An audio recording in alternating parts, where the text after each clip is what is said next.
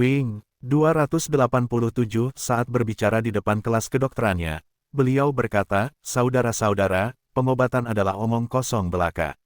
Saya tahu itu disebut ilmu pengetahuan. Ini tidak seperti ilmu pengetahuan. Para dokter hanya bersifat empiris jika mereka bukan penipu. Saudara-saudara, Anda telah memberi saya kehormatan untuk datang ke sini untuk menghadiri ceramah saya, dan saya harus mengatakan dengan jujur sekarang, pada awalnya, bahwa saya tidak tahu apa-apa di dunia ini tentang kedokteran, dan saya tidak tahu siapapun yang tahu apa-apa tentang hal itu. Siapa yang bisa memberitahu saya caranya menyembuhkan sakit kepala, atau asam urat, atau penyakit jantung? Tidak seorang pun. Oh, Anda bilang dokter bisa menyembuhkan orang. Saya yakin orang bisa disembuhkan, tapi bagaimana mereka bisa disembuhkan? Tuan-tuan, alam melakukan banyak hal, banyak sekali imajinasi. Dokter tidak berbuat jahat, padahal mereka tidak menimbulkan bahaya apapun. 288 Izinkan saya memberitahu Anda sekalian, apa yang saya lakukan ketika saya menjadi dokter di Hotel Diu, sekitar 3 atau 4 ribu pasien melewati tangan saya setiap tahun. Saya membagi pasien menjadi 2 kelas, dengan yang satu aku mengikuti apotik dan memberikan obat yang biasa, tanpa tahu sedikit pun mengapa, kepada yang lain saya memberikan pil roti dan air berwarna, tentu saja tanpa memberitahu mereka apapun tentang hal itu, dan kadang-kadang tuan-tuan, saya akan membuat divisi ketiga, yang kepadanya saya tidak akan memberikan apapun. Mereka yang terakhir akan merasa bahwa mereka diabaikan, namun alam selalu datang untuk menyelamatkan, dan semua kelas 3 menjadi sehat. Hanya ada sedikit angka kematian di antara mereka yang menerima pil roti dan air berwarna, namun angka kematian terbesar terjadi di antara mereka yang diberi obat dengan hati-hati menurut apotik. 289 Prof. Martin Payne, MD, berkata, obat-obatan hanya menyembuhkan satu penyakit dengan menghasilkan penyakit lain. 290 Dr. James Gregory, yang memang menambahkan reputasi yang sama besarnya pada Departemen Medis Universitas Edinburgh seperti yang lainnya, salah satu profesornya, mengatakan, 99 dari 100 fakta medis adalah kebohongan medis, dan sebagian besar teori medis adalah omong kosong yang mengejutkan dan mengejutkan. 291 Prof. Marie-Francoise Cavier-Bichat, M.D., ahli anatomi, biologi, fisiologi, dokter, dan penulis Perancis, menulis praktik medis dikatakan kontradiktif. Saya katakan lebih jauh lagi bahwa ini sama sekali bukan profesi yang layak untuk dijalani, diikuti oleh orang-orang yang berakal sehat. 292 Herbert A. Parkin, MD, berkata, orang awam mulai membiasakan diri dengan terapi sugestif dan menyembuhkan serta disembuhkan olehnya dalam berbagai samaran, dan mereka akan segera diminta untuk menyatakan mendukung atau menentangnya. Dokter adalah bukan di kelas yang akan diizinkan untuk memberikan penilaian akhir pada praktik seni penyembuhan. 293 Charles Kidd, MD, MRCS, penulis berbagai risalah, menulis, merupakan pengakuan yang menyedihkan dan memalukan bahwa saat ini harapan utama kita akan reformasi medis hanya ada pada masyarakat terpelajar. Berbicara tentang kesalahan diagnosis, Senator Works mengatakan, 294 penyelidikan yang dilakukan oleh Komite Investigasi Rumah Sakit dari Dewan Suaka Metropolitan menunjukkan bahwa otopsi terhadap pasien yang meninggal di Rumah Sakit Bellevue menunjukkan bahwa 47,7% diagnosis penyakit di rumah sakit tersebut salah. Pengawas rumah sakit tersebut dilaporkan mengatakan bahwa ini adalah hasil yang sangat bagus, dan di Rumah Sakit Massachusetts rata-rata kesalahan diagnosis mencapai lebih dari 50%. Tentang tahayul kuman, dia berkata, 295 dari semua kondisi negatif yang paling ditakuti oleh ras. Kita dilahirkan sebagai pengecut. Ibu kita mengkhawatirkan kita sebelum kita dilahirkan. Kita memasuki kehidupan bumi dengan dinding air mata. Semua yang memiliki apapun mereka takut kami akan terkena flu atau campak atau batuk rejan atau difteri atau meninggal karena keluhan musim panas. Seseorang sepanjang waktu takut bahwa kami akan tersiram air panas atau kedinginan atau jatuh dari tempat tidur atau ke bawah atau ke dalam sumur. 296 Ketika kita sudah cukup umur untuk merasa takut, kita takut pada orang tua kita, guru kita, menteri, kegelapan, setan. Nanti kita takut kegagalan bisnis, api, takut pemilu akan membuat seseorang mengutak-atik dengan tarif atau sistem keuangan kita yang diberkati. Kita takut di darat dan laut, atau takut terhadap api dan air, dingin dan panas, angin dan hujan es, petir dan angin topan, gempa bumi dan gelombang pasang, namun kita bertanya-tanya mengapa ada begitu banyak orang yang sakit, rakyat. 297 Ketakutan yang paling konyol adalah ketakutan terhadap kuman. Kita menertawakan gajah karena takut pada tikus, namun ketidaktahuan gajah dalam hal itu adalah kebijaksanaan murni bila dibandingkan dengan ketakutan manusia terhadap penyakit menular dan kebodohannya, upaya untuk membasmi mereka dengan karantina, disinfektan, germisida, getah bening dan serum. Kita terus-menerus mendengar orang tua memerintahkan anak-anak untuk mengenakan pakaian hangat saat cuaca dingin atau badai agar mereka tidak tertular penyakit gripe atau difteri. Seolah-olah mikroba peduli sebaliknya bagaimana Anda berpakaian. Beberapa orang terkenal mengalami selama sebulan dengan usus besarnya tersumbat oleh setengah makanan yang dicerna di sekelilingnya mulai dari katup sekum hingga flexura sigmoid. Para dokter memberinya 17 jenis obat-obatan dan minuman campuran, salah satu di antaranya akan membuat orang sehat sakit sampai mati, dan pasien tersebut meninggal walaupun perawatan medis telah dilakukan dengan sangat baik. Kerabat, pers, masyarakat, menuntut nama untuk penyakit tersebut. Sebuah nama, kerajaanku untuk sebuah nama. Jadi para dokter mengatakan penyakit gripe atau influenza atau tifus atau radang usus buntu, dan semua orang yakin bahwa pasien tersebut meninggal dengan cara yang benar-benar teratur dan benar. 298 Mengenai khayalan bahwa radium akan menyembuhkan kanker, ia mengutip Dr. Francis G. Wood, Direktur Penelitian Kanker di Universitas Columbia, sebagai berikut, operasi adalah satu-satunya obat, tetapi perawatan radium atau sinar dilakukan sebagai pengobatan paliatif sementara, di mana operasi tidak mungkin dilakukan. Jumlah kegagalan akibat radium melebihi angka penyembuhan 100 berbanding 1. Generasi berikutnya akan diperlukan untuk memberikan pengetahuan mengenai penyebab sebenarnya dan sifat sebenarnya dari kanker. Eksperimen selama 35 abad menunjukkan bahwa faktor keturunan memainkan peranan kecil, jika ada, sama sekali dalam penampilannya. 1. Sebagai kesimpulan dia berkata. 299.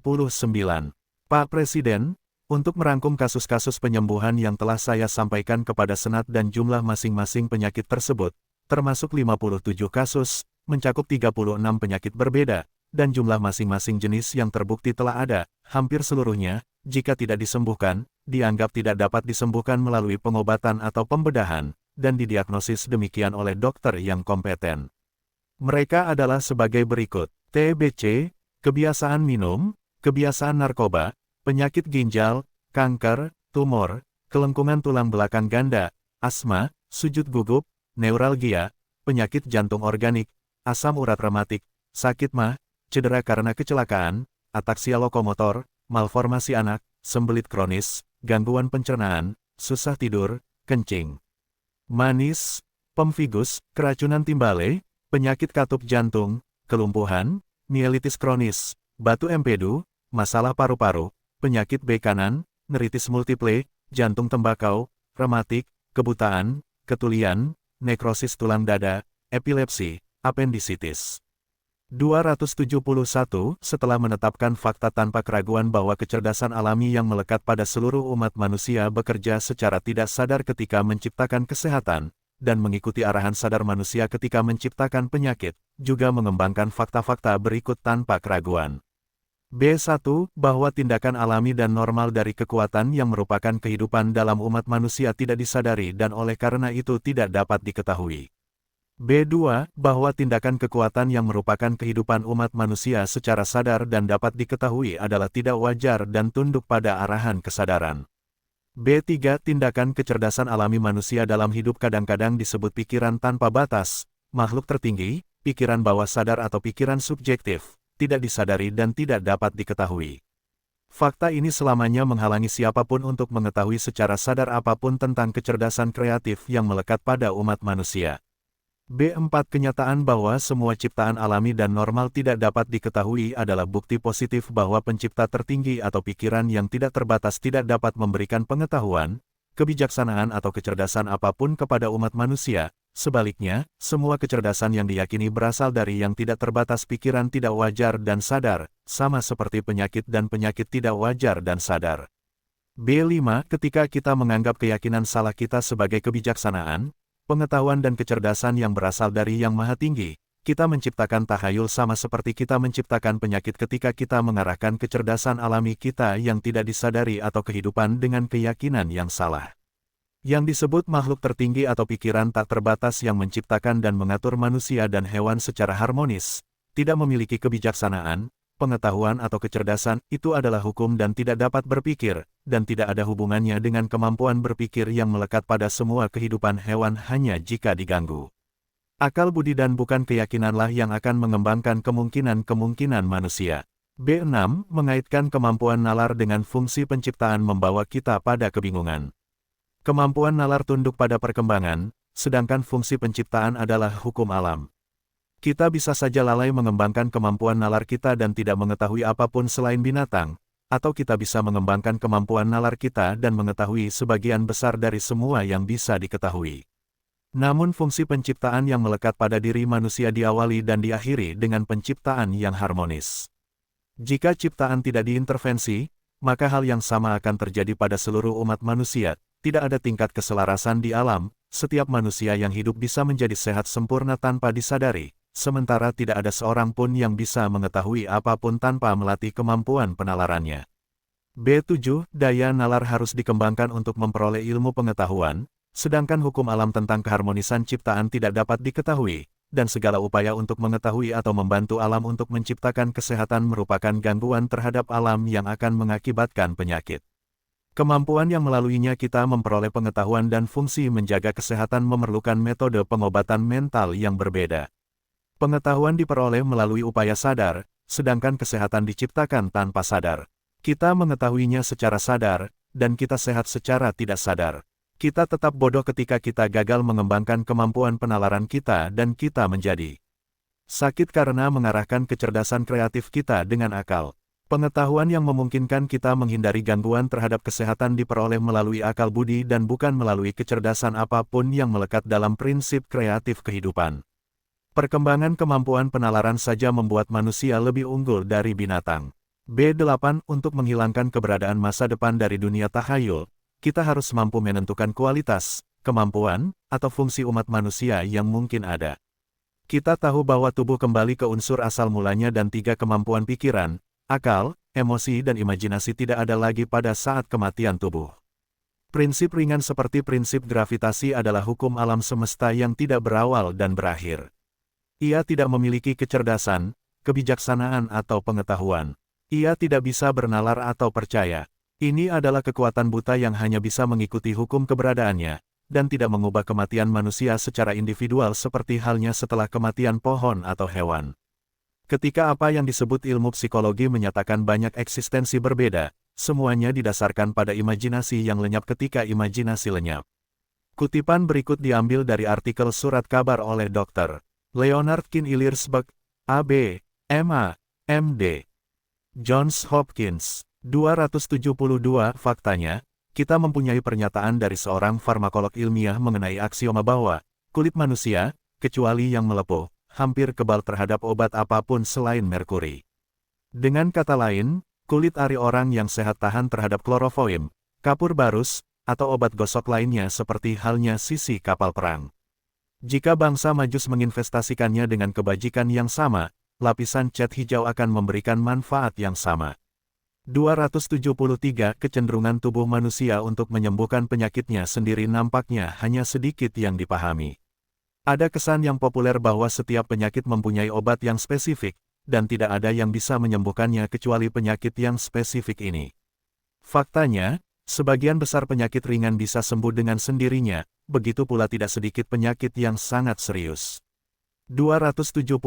Tetapi pada sebagian besar kasus, flu dapat menyembuhkan dirinya sendiri. Penyakit ini mempunyai perjalanan penyakit yang pasti, penyakit itu muncul, penyakit tersebut membuat korbannya sengsara dan kemudian menghilang. Alam memberikan penyembuhannya, dan salah satu dari sekian banyak hal spesifik mendapatkan penyembuhannya, kredit. 275. Suatu ketika Dr.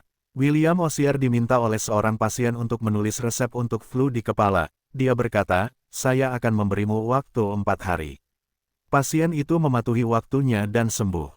276, rendam kaki mustard, limun panas, whisky scotch panas, bubuk kina, dan sebagainya. Pengobatan lain yang sudah dikenal mempunyai pengaruh yang kecil atau tidak sama sekali.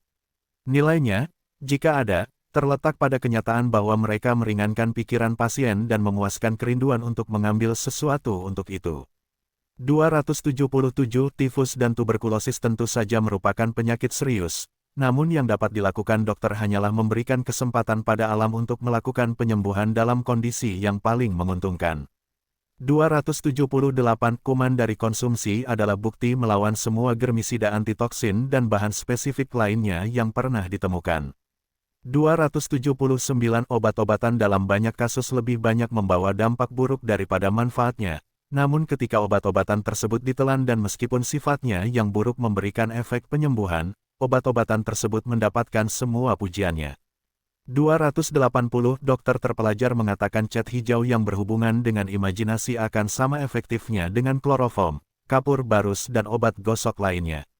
Ia lebih lanjut mengatakan, setelah menyebutkan nama obat-obatan yang biasanya diresepkan untuk penyakit, nilainya, jika ada, terletak pada kenyataan bahwa obat-obatan tersebut meringankan pikiran pasien dan memuaskan kerinduan universal untuk mengambil sesuatu untuk itu. Lebih lanjut ia mengatakan mengenai beberapa obat seperti yang saya klaim tentang semua obat, bahwa obat-obatan dalam banyak kasus lebih banyak merugikan daripada menguntungkan, tetapi ketika mereka tertelan dan sifat buruk yang ada pada mereka menghasilkan penyembuhan, merekalah yang mendapat pujian.